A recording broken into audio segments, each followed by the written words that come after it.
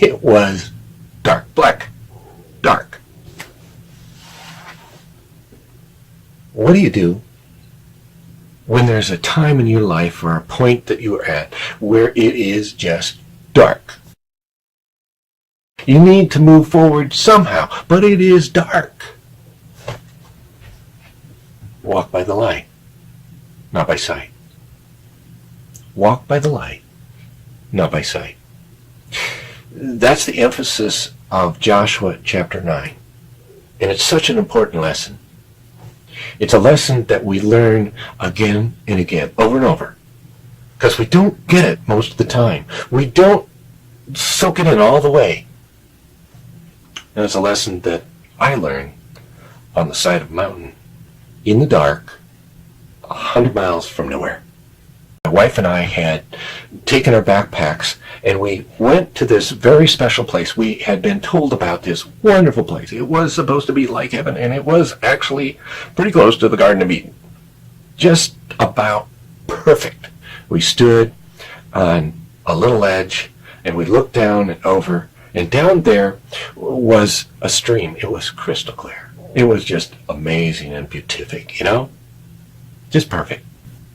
But it was late. And so we got out the tent and all the stuff in the backpack, got some food together, and we settled down. We bedded down for the night until about 4 a.m. in the morning. I don't know if this happened to you, but in the middle of the night, there's this kind of voice. You forgot something. Why does this happen in the middle of the night? Our brains are smart. Smarter than our calendars. Smarter than our notes. In the middle of the night. But we had to go. It was one of those things. We had to go. And that's when we began to really pray. I mean, sincerely, fervently pray. You see, we were on a mountainside, and we were in an unmarked area where people who walk there don't go there because in the light they can see it's pretty tough. As we stepped out onto the road, there was our car. Now, how that happened to you may not have been a major miracle. To us, in that situation, at that point in time, having gone through the darkness, we knew we couldn't have done that. But I tell you, when you walk in the darkness and you come out through that, there's something amazing that goes on. You know that the hand of God somehow got you through it. In the dark. And I looked at my watch in the car, you know, with the dome light stuff, and I couldn't believe it. It had taken us a couple hours or so to get to the place. And now on the way back, it took 45 minutes. I couldn't believe it. In the middle of the night, in a dark mountainous woods, we found a shortcut. A shortcut. When we are safe and comfortable, we probably don't learn much about prayer. In fact, comfort is almost equal to complacence and nothing changes. I hope you don't have to walk in the dark. But you know, in real life, we have dark times. We have times, whether it's physically or spiritually, it feels like the dark. I know for me, the more I attempt to seek out God, to ask Him for His help, to lean on Him, the more obvious His hand is on my life. The more certain, and really the more often it happens. Praying, trusting, hoping with all you can muster, and sometimes He gives you a shortcut in the dark. Now, there's an opposite way to live, and it's really, quite honestly, the way most of us live most of our days. We insist on walking by sight. We insist on just the kind of natural things, the easy stuff. And when we insist on doing this, what happens? We usually take the long cut. The long cut. We walk by our sight, and it's the long cut. Joshua chapter 9 starts out with a long cut. Joshua's told exactly how to take the land. By that point, many great things have gone on. There's a whole set of history that can be studied. You can go dig up the rocks and find the evidence. It's all there. It's like there's a huge fingerprint, and it's amazing.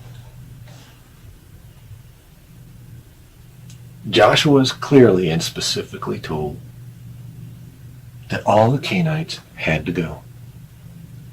Now, this is pretty radical. You read the literature, and it's a horrible, outlandishly wicked society. But that's not it. There's more to this story. God spoke a clear message to Moses in the prior generation, and then in the generation of Joshua, this new generation, it was repeated. The Canaanites needed to be gone. Even the Canaanites knew about that message. All of them. This included a specific group, and it's kind of confusing. It comes up in the text, a name called the Gibeonites. It's a city. It's a very large and powerful city. But the Gibeonites see the writing on the wall. They see God's hand. They heard about the Egyptians. They heard about the sea, the Jordan, other cities being wiped out. They were soon to face the same consequences. They would soon come up on Joshua's agenda. So they came up themselves with another option, a different choice, deception. They were going to try something different than their Canaanite comrades, their fallen comrades. They found two men, probably the best actors they could muster, and they dressed these two men up in old, worn-out, ragged clothes. Crumbly bread and old stuff was sent along. I can imagine what it looked like to Joshua. You've seen the movies where this old, furry prospector crawls out of the desert. Fuzzy, dirty. That's what Joshua saw. That is the sight. That's what you see walking by sight. Walking by sight, not the light. Not God's light. We have come from a far-off land. When we started out, our bread was fresh. Now look at it. That's crummy and old, man. They begin to tell Joshua all that they'd heard. They'd heard about the Egyptians, the victories. They buttered him up. How wonderful and powerful you are. You're famous. Be careful when listening to things you want to hear or things you like to hear. Most folks walk by sight. And you know what? It's the best way to get fooled. They fooled Joshua. It was not the truth. They weren't from a faraway land. They were in the middle of Canaan. Friends, that's what life is like today. It was wrong. It was wrong for them to do that. Now, just for a moment, I need to note that the Bible is full of description. It describes what people do. It's not a prescription for what you should do. It's a description of what went on. And some will snatch stories from the Bible or phrases, and they follow it as if it was a prescription for their lives. Even when it goes reverse to what Jesus teaches and says. That's delusional. That's dishonest. Be careful. Description of tricks are not passages to quote and to live by, or to justify misconduct. It doesn't work when you're going contrary to walking by God's light. Joshua 9:14, and I'm going to read here. The men of Israel sampled their provisions, but did not inquire of the Lord. Then Joshua made a treaty with them to let them live.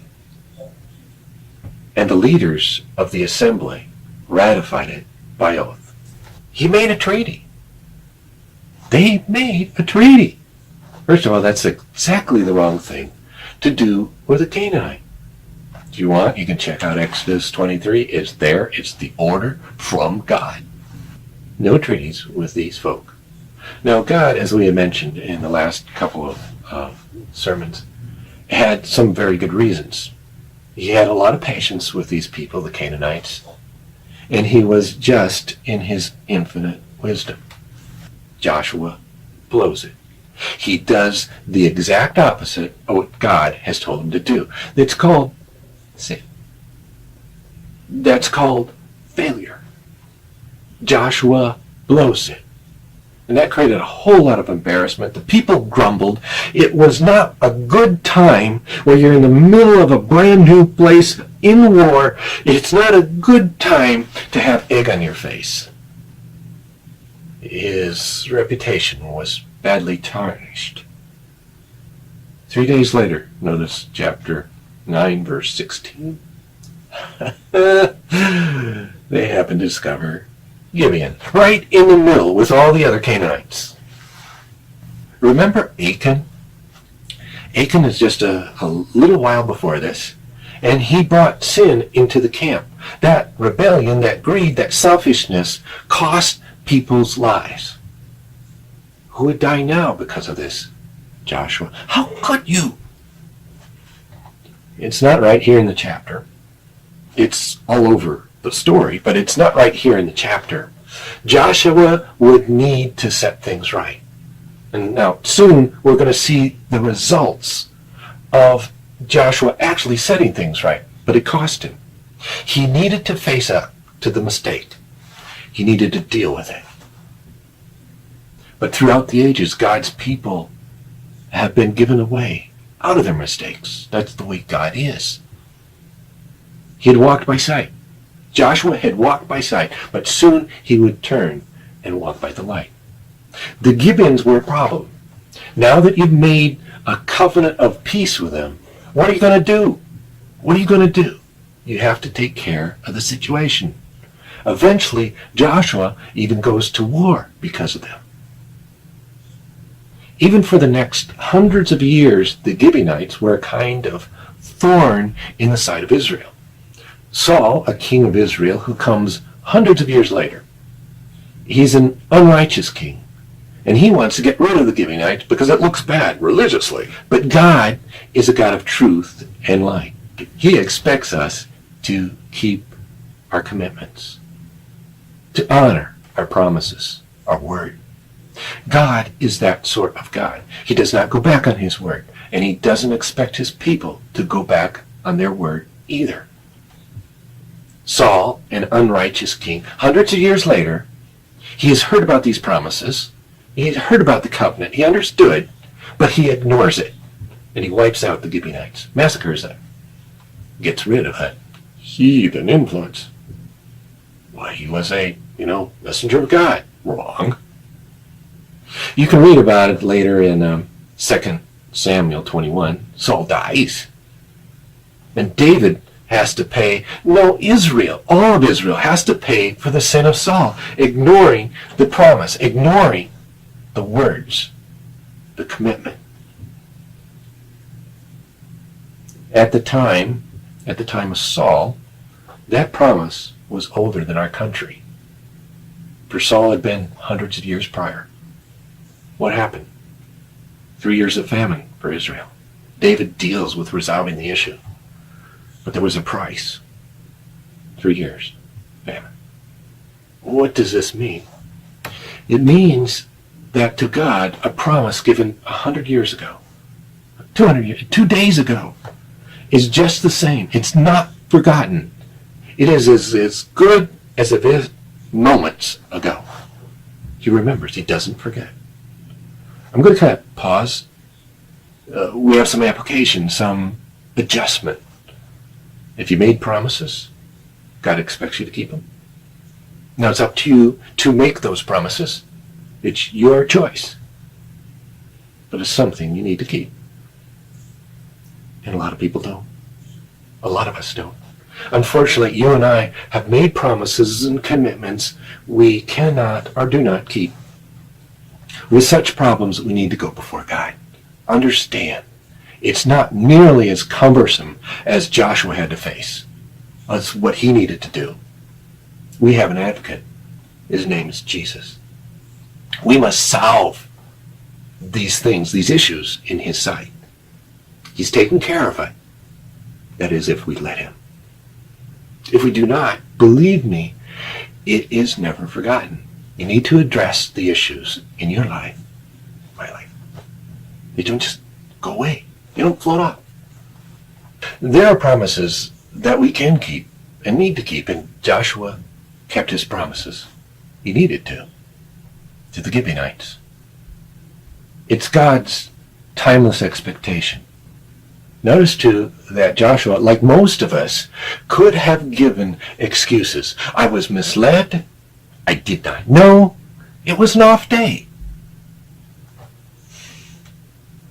God is real. You made some commitments.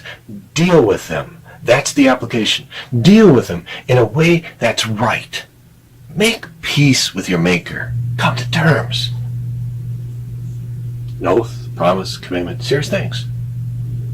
Now, the Gibeonites could have been avoided. The problem could have been avoided if Joshua had walked by the light instead of sight. There were resources. At 9:14, there's a little hint there. The men of Israel sampled the provisions, but did not inquire of the Lord.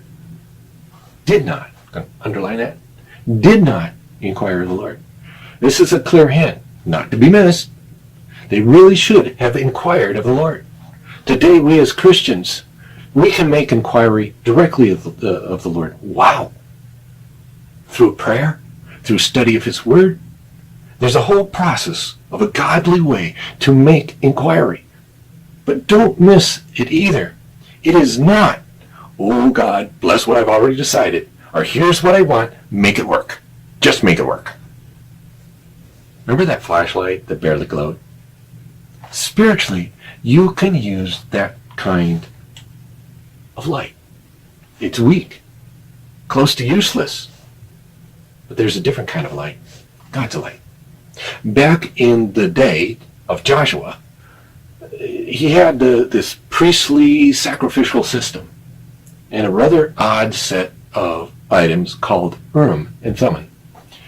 You know what they are. Nobody really truly knows exactly what they are because we don't see them today. There's much debate about the whole thing. Some believe it was part of the priestly garment, the breastplate, decorated with stones. Others think that it was a special set of individual stones, like mentioned in Revelation.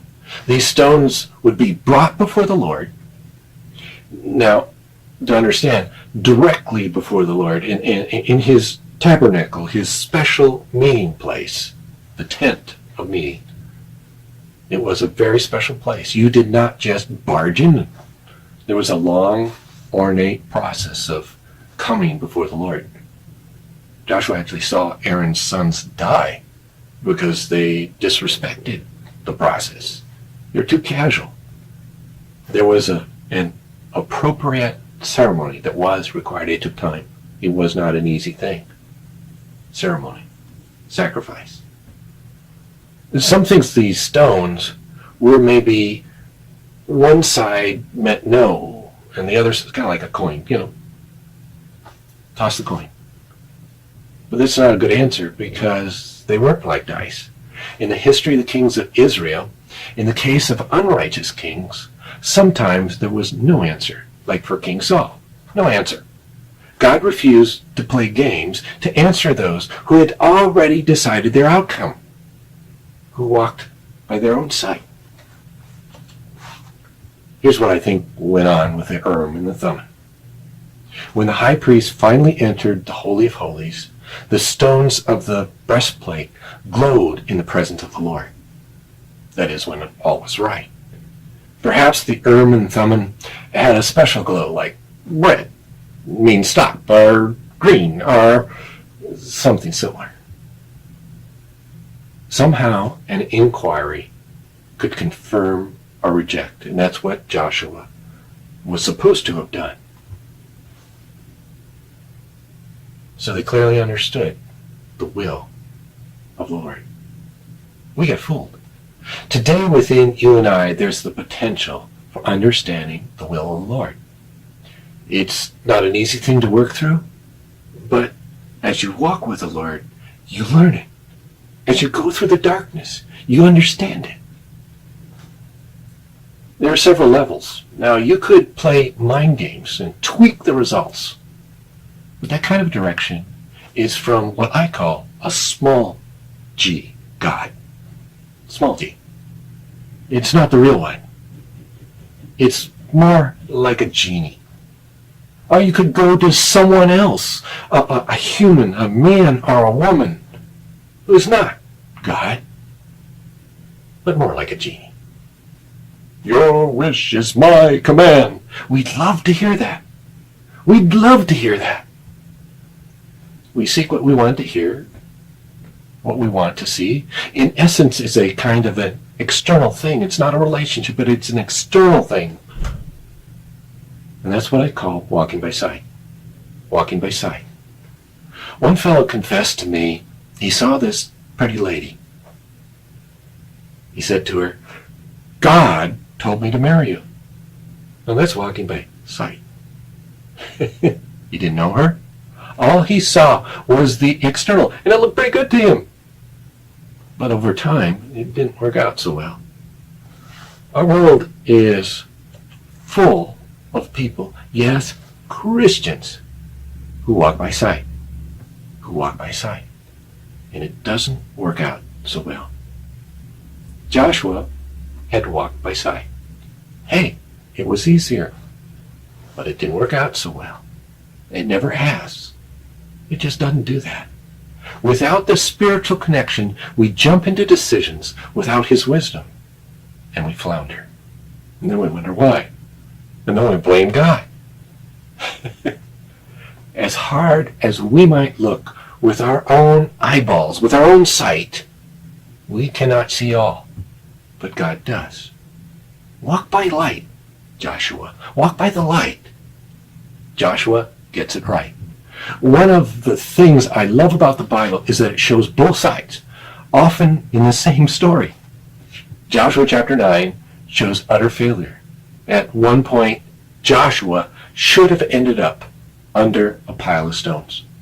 Then almost instantly, God works miraculously for Joshua. Joshua did not give up. He did not sulk. He made things right with his Lord. He kept his promise to the Gibeonites in spite of their deceptions.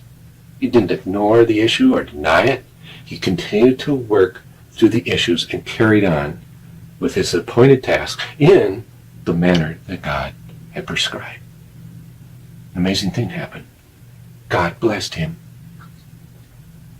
Now comes what I see as perfect mercy. It's an example of it's an example of perfect mercy. God uses a mistake and turns it into blessing. The Gibeonites had deceived Joshua, but they also had turned their backs on their fellow Canaanites. They were traitors to their own people. They were betting on God's people instead. The rest of the Canaanites could not allow this to happen. You can't desert your people and get away with it. So they decided to teach the Gibeonites and anyone else who might have second thoughts, a lesson. They invaded the city. So there they were.